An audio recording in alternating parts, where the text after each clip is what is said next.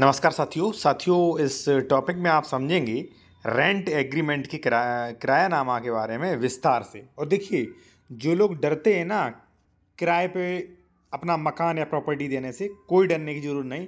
मैं आपको सारी चीज़ें आपको बता देता हूँ, कब प्रॉब्लम होगी कब नहीं होगी, और जो एग्रीमेंट्स जो है वो अपना कैसे तैयार करें, कौन कौन सी सावधानियाँ रखें साथियों, और इसका फॉर्मेट भी। ठीक है, आप चाहे तो इसका PDF फॉर्मेट मुझसे भी ले सकते, जो कि आपके लिए ज़्यादा मजबूत होगा। ठीक है ना, मजबूत PDF ले सकते हैं, या आप कानूनी सलाह लेने के लिए कॉन्टैक्ट नंबर वीडियो के डिस्क्रिप्शन में हमारा मिल जाएगा। विशेषज्ञ द्वारा कानूनी सलाह भी ले सकते हैं।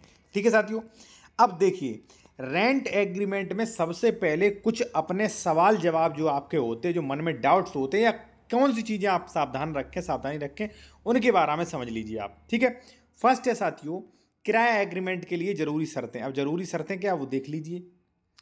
फर्स्ट, किराया एग्रीमेंट रजिस्टर्ड होना चाहिए। देखिए साथियों, हम तो आपसे ये कहेंगे, अगर आप 1 वर्ष का भी अगर रेंट पर किसी को देते हैं तो वो रजिस्टर्ड होना चाहिए। अब रजिस्टर्ड इसलिए होना चाहिए, जैसे साथियों ये आपकी कोई प्रॉपर्टी है, ठीक है, और मैं यहाँ पे रह रहा हूँ। ठीक है, अब देखिए, हो सकता है आपका दाखिल खारिज ना हो या अन्य कोई दिक्कत हो। अब मैं इसमें रहने लगा, अब कोई एग्रीमेंट मेरे पास नहीं है, तो मैं कल से कोर्ट्स में ये कह सकता हूं कि नहीं, मैं तो यहाँ पे मालिक के तौर पे रह रहा हूं। ठीक है, अब आपके पास कोई एग्रीमेंट है नहीं जो आप दिखा सको कि नहीं सर ये किराए के तौर पे रह रहे हैं। इसलिए किराया एग्रीमेंट जरूरी होता है, यानी कि आपके पास एक एविडेंस हो जाता है कि भाई ये व्यक्ति जो है वो मकान मालिक की तरीके से नहीं रह रहा है, बल्कि एक किराएदार की हैसियत से रह रहा है।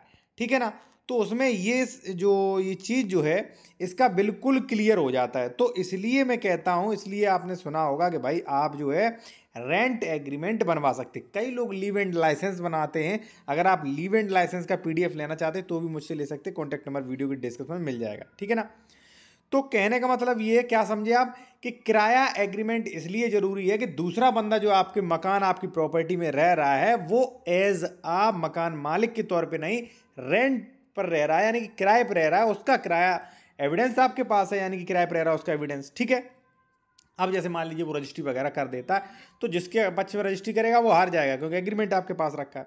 तो इसलिए भाई मैं कहूँगा रजिस्टर्ड होना चाहिए, फर्स्ट। सेकंड ये है कि किराया एग्रीमेंट रजिस्टर्ड में कितना फीस लगेगा।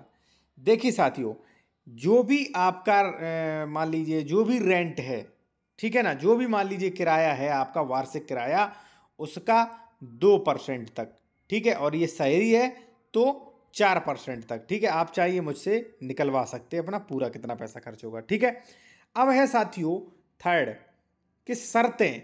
देखिए साथियों, एक चीज़ मैं आपको बता दूं, आप अगर रेंट एग्रीमेंट करना चाहते हैं तो एडवोकेट के पास जाएंगे, तो वो जो है नॉर्मल सा जो अपना जो उनके पास ड्राफ्टिंग होता है, ठीक है, एग्रीमेंट का, वो ही कर देंगे। लेकिन मैं कहूँगा आप ऐसा ड्राफ्टिंग लें जो आपका पक्ष ज़्यादा मजबूत करता हो। ठीक है, आप चाहे मुझसे ले सकते हैं। ठीक है जी, तो उसका ये होगा साथियों, जैसे मान लीजिए उसमें शर्तें डालना।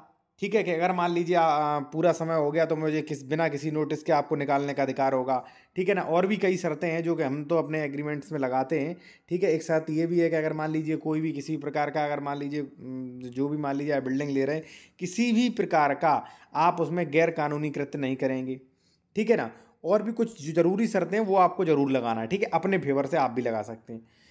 किराएदारी की समय सीमा, देखिए यहाँ पे किराएदारी की समय सीमा नहीं है, आप 1 2 3 4 5 साल जो है वो दे सकते हैं। ठीक है, मैं कहूँगा भाई रजिस्टर्ड एग्रीमेंट होना चाहिए। ठीक है, फिफ्थ क्या है, तय किया हुआ किराया। कितना किराया आपने तय किया वार्षिक, ठीक है, कितना वृद्धि होगा उसमें, और गवाह जो है हमेशा अपने पक्ष के लगाना चाहिए। तो इतनी चीज़ें मुझे लगता है आप सीख गए होंगे, इसमें कोई भी कन्फ्यूज़न नहीं रहा होगा।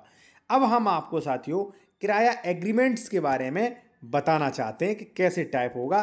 ठीक है, और मैं यहाँ पे एक चीज़ कहूँगा, अगर आप जूनियर एडवोकेट हैं साथियों, ठीक है, तो आप ये बुक भी ले सकते हैं।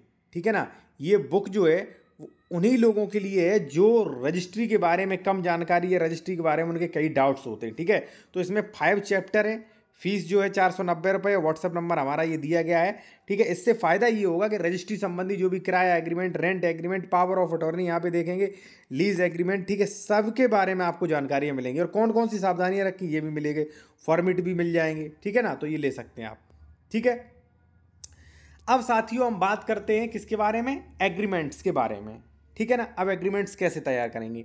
एग्रीमेंट कुछ सामान्य जो है इस तरीके से तैयार होता है, वार्षिक किराया, और यहाँ पे पूरा, यहाँ पे देखिए खाली डॉट डॉट है यहाँ पे, इस प्रकार से है, और अपनी शर्तें डाल सकते हैं, ठीक है ना। यहाँ पे केवल 3 शर्तें और भी शर्तें डाली जाएंगी, ठीक है। फिलहाल जो मैंने आपको बताया है कि आप वो चीज़ें ध्यान रखें जो हमने आपको बताई थी, ठीक है, जो इसमें बताई थी उन चीज़ों का आप काफ़ी ध्यान रखें, ठीक है। और बाकी आपको डरने की ज़रूरत नहीं। अब थोड़ा मैं एग्रीमेंट आपको समझा देता हूँ। मैं, जो भी आपका नाम हो, पुत्र, जाति, निवासी, तहसील, जिला का हूँ, मैंने दुकान या मकान संख्या स्थित ये मोबाइल नंबर, यहाँ पे तहसील, ठीक है ना, जिला, जिनकी सीमा निम्नलिखित है, श्री पुत्र निवासी तहसील यहाँ में जिसे दिया है जिला से रुपये मासिक अर्थात वार्षिक किराए पर ली है, ठीक है ना। तो यहाँ पे फर्स्ट जो है वो किराएदार का नाम, सेकंड जो है मालिक का नाम आ जाएगा, उनसे मैंने ली है, ठीक है, ली है। मैं अपने उत्तराधिकारी एवं स्वयं को निम्न प्रसंविदा से आबाद करता हूँ, ठीक है, ये एक प्रकार की संविदा है, ठीक है ना। फर्स्ट क्या है साथियों, यह है कि उक्त अवधि तक दुकान पर काबिज रहकर आपको उसको अपने कार्य में लाऊंगा, खाली रहने की दशा में किराया चुकता रहने का उत्तरदायी होगा। जैसे मान लीजिए कई बार होता है कि मान लीजिए कई लोगों की दुकान नहीं चलती है किसी कारणवश से, ठीक है ना, तो भाई उनकी दुकान चले या ना चले, खाली रहे, ताला डला है, तो भाई उसमें जिम्मेदारी जो है उसका भी किराया देना पड़ेगा, ठीक है। सेकंड ये साथियों, यदि किराया हर महीना की प्रथम तिथि को चुकता करता रहूँगा तथा शेष रहने की दशा में जो भी मान लीजिए आप किराए पे ब्याज लगाना चाह रहे हैं 10% ब्याज सहित अग्रिम माह की प्रथम तिथि को अदा कर दूंगा। 4 माह तक अगर किराया शेष रहने की दशा में दुकान खाली कर दूंगा, यह दुकान खाली कराने का अधिकार मालिक को होगा। अगर मान लीजिए 4 महीने तक पैसा नहीं मिलता है किराया तो हो जाएगा खाली, ठीक है। और थर्ड यहाँ पे बहुत ज़रूरी है, यह है कि किराएदारी की अवधि में साधारण मरम्मत में करवा सकता हूँ, उसका जो है स्ट्रक्चर नहीं बदलवा सकता हूँ। ये चीज़ लगाना जो है साथियों बेहद ज़रूरी है। ये सारी शर्तें जो हैं आप ज़रूर लगवाएं। आप चाहें तो अपने अनुसार, आप चाहें तो इसका PDF जो है मुझसे ले सकते हैं, जो कि आपके फेवर में, आपके पक्ष को ज़्यादा मजबूत करेगा, ठीक है। ये शॉर्ट PDF है, ये काफ़ी बड़ा है, ठीक है। मैंने इतना ही आपको बताया, अगर ये अच्छा लगे तो आप ये मेरे द्वारा ले सकते हैं, ठीक है। कॉन्टैक्ट नंबर हमारा वीडियो के डिस्क्रिप्शन में साथियों मिल जाएगा, ठीक है। और देखिए जो लोग जूनियर एडवोकेट हैं वो इस चैनल को ज्वाइन भी कर सकते हैं क्लासेस लेने के लिए, यानी कि उसमें सारी चीज़ें आपको सिखाई जाती हैं, ठीक है, ओनली 59 रुपये में, ठीक है। हज़ारों लोगों ने ज्वाइन कर रखा है, आप भी ज्वाइन कर सकते हैं।